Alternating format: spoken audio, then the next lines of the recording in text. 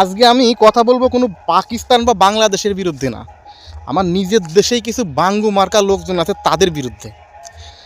তারা ওই ভেনেজুয়েলায় রাষ্ট্রপতি আছে না, মাদুরাই নাকি নাম, তারে নাকি ডোনাল্ড ট্রাম্প তুলে নিয়ে গেছে। এখন তাদের বক্তব্য হচ্ছে বাংলাদেশ এত বাড়াবাড়ি করতেছে, বাংলাদেশের প্রধানমন্ত্রীরে ভারত কেন তুলে নিয়ে আসে না। আরে বাঙ্গুর পুত্রা, তোরা কি খবরটা ভালো করে দেখিস নেই? হ্যাঁ, ওই মাদুরাইরে তুলে নিয়ে যাওয়ার জন্য 150খানা এয়ারক্রাফট ক্যারিয়ার নিয়ে আসছিল আমেরিকা যুক্তরাষ্ট্র, সাথে ডেল্টা ফোর্স হেলিকপ্টার, তারপরে ফাইটার জেট, ঠিক আছে, F-22 র্যাপটার, F-16, কত ধরনের বিমান তারা নিয়ে আসে। হাজার হাজার টাকা, হাজার হাজার কোটি কোটি টাকা তারা খরচা করছে, তারপরে তারা এই মিশনটা সাকসেস করছে। আর তোরা মোদির কথা কইতে যাস, আরে মোদি কী করবো? বাংলাদেশের প্রধানমন্ত্রী কিরা? শেখ হাসিনা।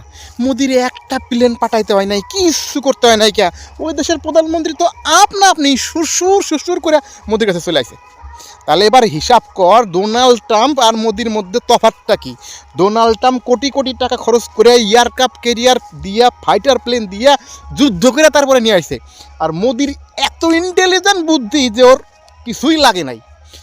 বাংলাদেশের প্রধানমন্ত্রী আপনিই মোদির কাছে চলে আসে, তারপরেও তোরা কস যে মোদি ভালো না, মোদি ভালো না। এইরকম ট্যালেন্টেড প্রধানমন্ত্রী তোরা কোথাও পাবি? হ্যাঁ, নিজের দেশের প্রধানমন্ত্রী সম্পর্কে কেউ তা বলে নাকি? অসভ্য লোকজন। এরপরে আমার ভিডিওটা দেওয়ার পরে মোদির সম্পর্কে দুই একখানা কথা কওয়ার আগে ভালো করে বিবেচনা করিয়া তারপরে কথা কইও, ঠিক আছে? নাহলে কানের গোড়ায় বসে আর লাল ধোঁয়া বাই করে দেবানি। Bye bye.